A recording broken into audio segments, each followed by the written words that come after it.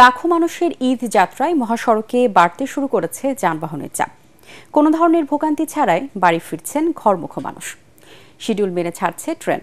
রাজধানীর গাবতলী, সায়দাবাদ, মহাখালী, গুলিস্তান প্রতিটি পয়েন্টে যানবাহনের চাপ বাড়ায় কিছুটা ধীর গতিতে যান চলাচল করলেও মহাসড়কে কোথাও যানজটের খবর পাওয়া যায়নি।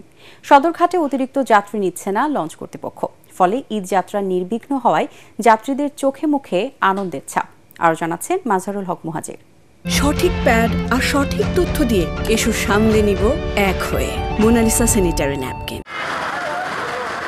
প্রিয়জনদের সাথে ঈদের আনন্দ উদযাপনে এবার বেশি ছুটির পাশাপাশি সড়কে মিলছে স্বস্তির সুবাস। সড়কে ঈদযাত্রার চিরচেনা সেই যানজট নেই ঘন্টার পর ঘন্টা রাস্তায় বসে থাকার ভোগান্তি। এ যেন ঈদের আগেই ঈদের আনন্দ জনমনে। যদিও রাজধানীর মহাখালী বাস টার্মিনালে সকাল থেকে যাত্রী উপস্থিতি ছিল চোখে পড়ার মতো। ভ্যাপসা গরমে ঢাকা, ময়মনসিংহ, টাঙ্গাইল রুটে এসি বাসের প্রতি ঝোঁক যাত্রীদের। কোনো দুর্নীতি দেখতেছি না, টিকিট লাইনে সুস্থভাবে কাটতেছে।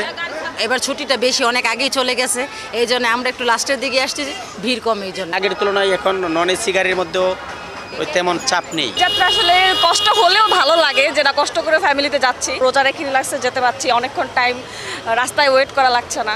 অন্যান্য বছরের তুলনায় এবারে চাপ অনেক কম, গাড়ির সংখ্যা বেশি, যাত্রী খুবই কম। এদিকে যানজট না থাকলেও ঢাকা টাঙ্গাইল মহাসড়কে বিশেষ করে এলেঙ্গা থেকে যমুনা সেতু পর্যন্ত 13.5 কিলোমিটার সড়কে রাত থেকেই অতিরিক্ত চাপ দেখা গেছে। অন্যদিকে ঢাকা মাওয়া এক্সপ্রেসওয়েতে দূরপাল্লার যানবাহনের চাপ থাকলেও কোথাও কোনো যানজট বা বিড়ম্বনা পোহাতে হচ্ছে না যাত্রীদের। পদ্মা সেতুর মাওয়া প্রান্তে টোল প্লাজাতেও নেই বাড়তি চাপ। নির্বিঘ্নে টোল দিয়ে সেতু পাড়ি দিচ্ছে যানবাহনগুলো। তবে কমলাপুর রেলওয়ে স্টেশন দেখে বোঝার উপায় নেই দুদিন পরেই ঈদুল ফিতর। রেলওয়ে কর্মকর্তা কর্মচারীদের অক্লান্ত পরিশ্রমে সবাই স্বস্তি নিয়েই রওনা দিয়েছেন বাড়ির পথে, এমনটাই দাবি স্টেশন ম্যানেজারের। সারাদিনে আপনার 43টা আন্তনগর, 27টা মেল এক্সপ্রেস কমিউটার এবং স্পেশাল ট্রেন সহ টোটাল 70টা ট্রেন যাবে।